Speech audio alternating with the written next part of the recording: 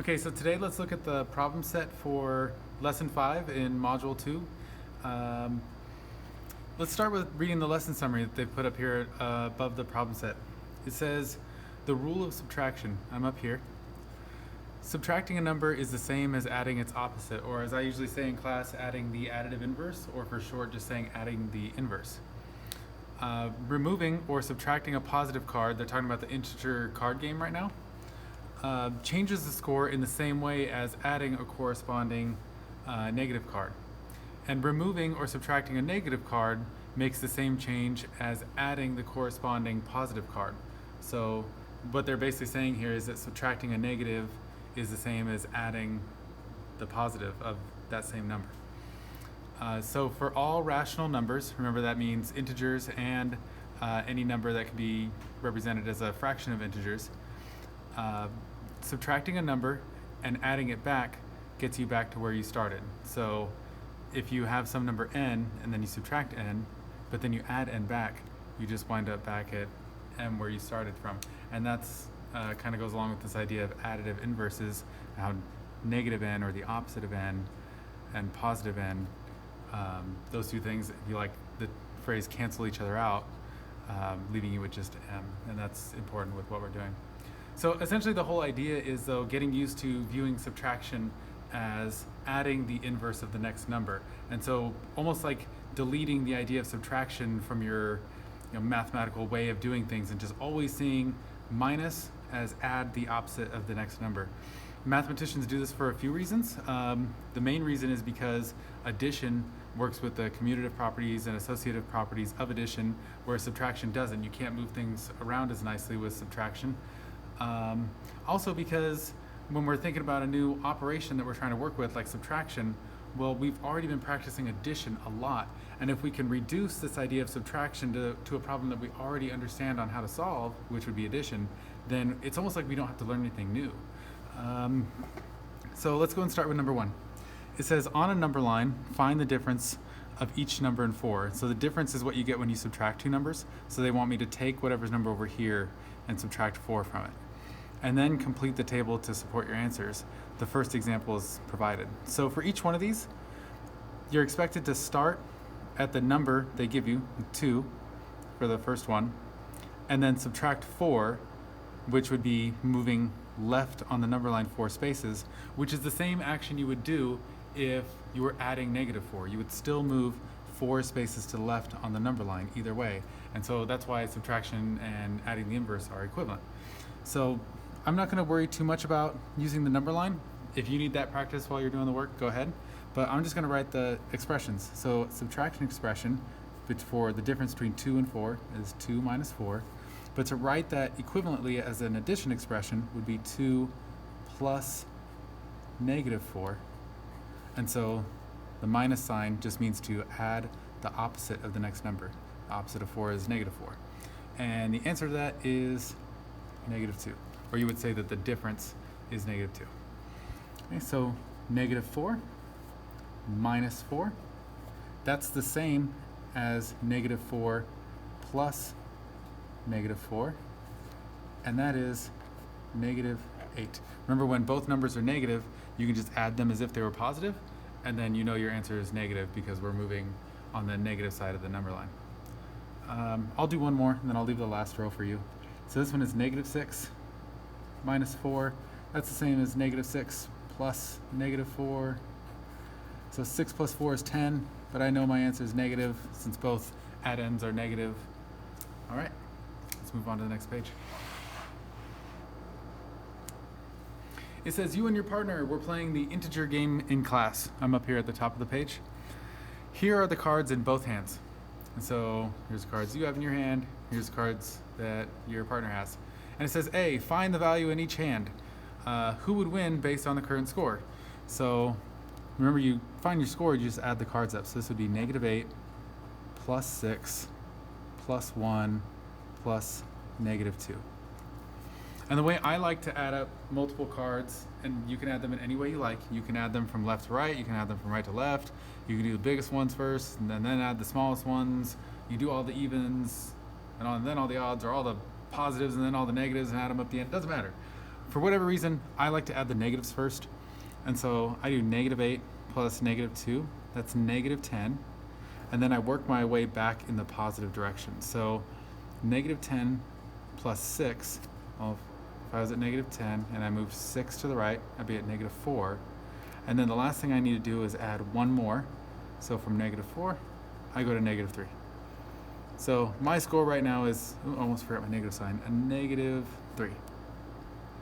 And then my partner's score over here, they have 9 plus -5 plus 2 plus -7. And so just to mix it up, I'll add the positives first this time. 9 plus 2 is 11. And so I'll work my way back to the negative side, to the left of the number line. I'll add the positives first. That was 11. And I'll add the negatives as well separately. So 5 plus 7 is 12. That's -12. These are almost additive inverses of each other. If it was 11 plus -11, I know it'd be 0. I just have one more negative, so I'm not even going to look at the number line. I can see that that's -1. And so my partner is closer. So you should write that conclusion in here somewhere, but I'm going to skip that. So B says find the value of each hand if you discarded the -2 and selected a 5. Oh, okay, so if you discarded your -2, so they want me to get rid of my -2 and then gain a 5, and then my partner is going to get rid of their -5 and select a positive 5. Okay, show your work to support your answer. Okay, so, well, I would just add up these same cards that I had before, but I'm not going to add the -2 because I discarded that, and instead I'm going to discard, or I'm going to put a 5 card in that spot. So I'll do the work over here. It's going to be -8 plus 6 plus 1, and then instead of plus -2, now it's going to be a plus 5. And that gets me, I'm going to write mine here to help me keep track. This is my hand. So let me add the positives. I get 6 plus 1 is 7 plus 5 is 12. But then I add a -8, or that's the same thing as subtracting 8, and that's 4.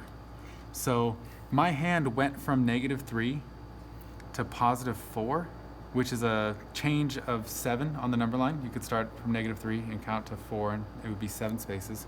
And that makes sense because the difference between -2 and +5 on the number line is 7. All right, and then my partner, they're supposed to discard the -5 and pick up a +5. So I'll write the same addition expression I had for my partner before, but instead of that -5, they're now going to have a +5.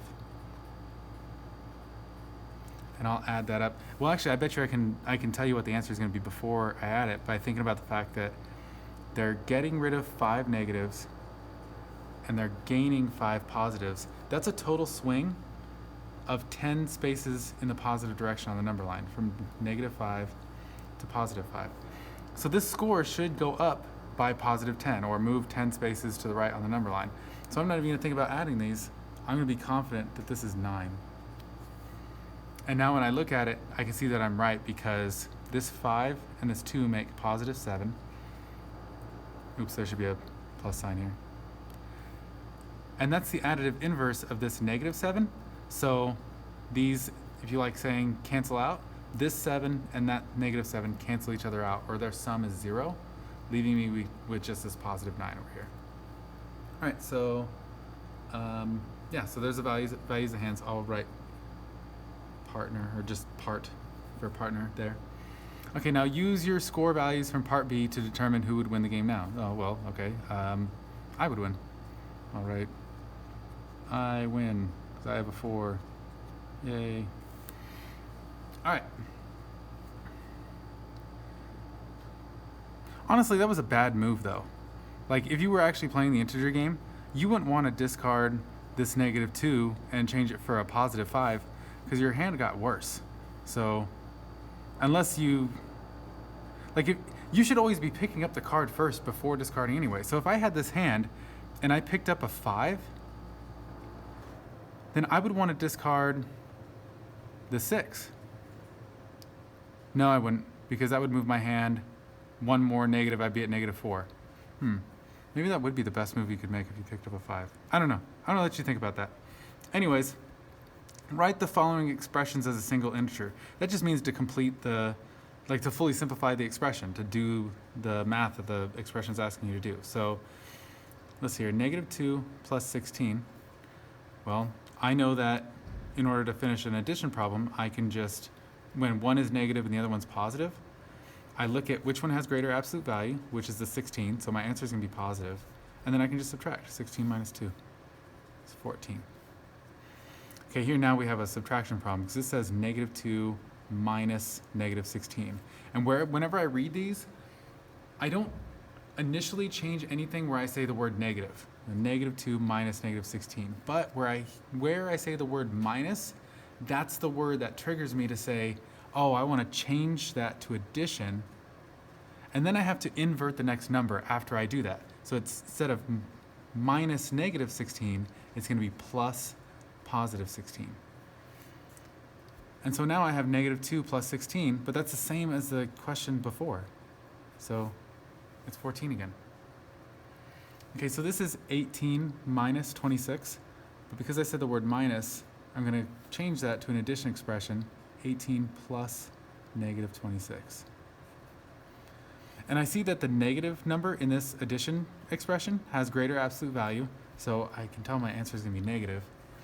And 26 minus 18, that's 8. So negative 8, that's the answer to that one. I'm going to leave you with the last two to do without my help. All right, number 4. Explain what is meant by the following and illustrate with an example.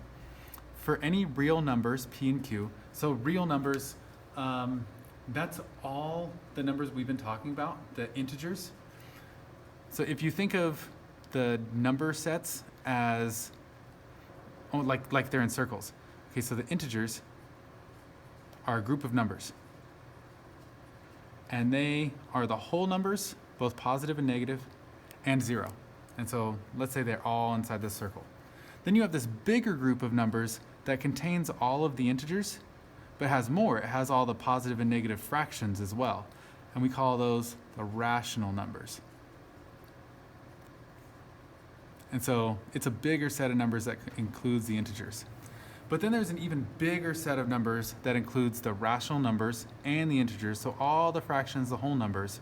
But it also includes all of the numbers that can't be represented as fractions, so the irrational numbers. And those are numbers like pi is the one that everybody knows. The square root of 2 is another really famous one. And so this group of numbers is called the real numbers. So when someone says for any real numbers, they're talking about the number could be an integer, it could be a rational number, or it could even be an irrational number. So let's go back to the problem. It says for any real numbers, P and Q, for some reason when people are talking about distance on a number line or distance on a Cartesian plane, they like to use the letters P and Q. So P minus Q equals P plus negative Q. Well, that's like the whole point of this lesson, right? It's just put into a variable expression. But what this says is that subtracting Q from P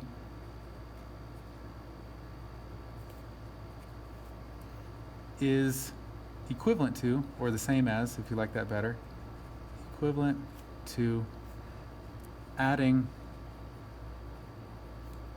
let's see here, I messed myself up with this diagram here, so I'm going to move the rest of my response to up here, is equivalent to adding the opposite of Q to P. Or subtraction is the same as adding the inverse of the next number. That's all that's really saying. It's just testing whether or not you can read it in variable form. Number 5, choose an integer between -1 and 5 on the number line. 0 is an integer, so I'm going to choose, oh wait, no, it's not between -1 and -5. Whoops, oof. All right, how about -3 since it's right in the center of those? And label it point P. All right, that'll be my P. Locate and label the following points on the number line. Show your work. Okay, so my point A is going to be P minus 5.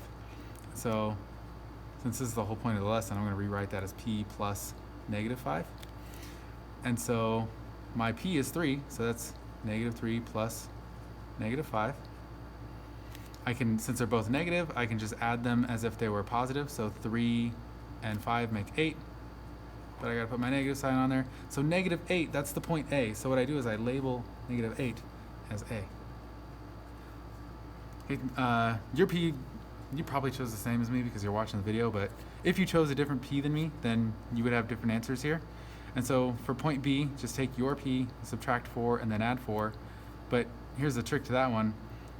Since this is the same as P plus negative 4, I just changed this minus sign to adding the inverse of the next number, plus positive 4. These are additive inverses. They make 0. So you're going to be left with just P. So your point B should be the same as your point P. I'm going to let you do C without my help, though. And 6 is a challenge question. So I challenge you to do it without me. Good luck.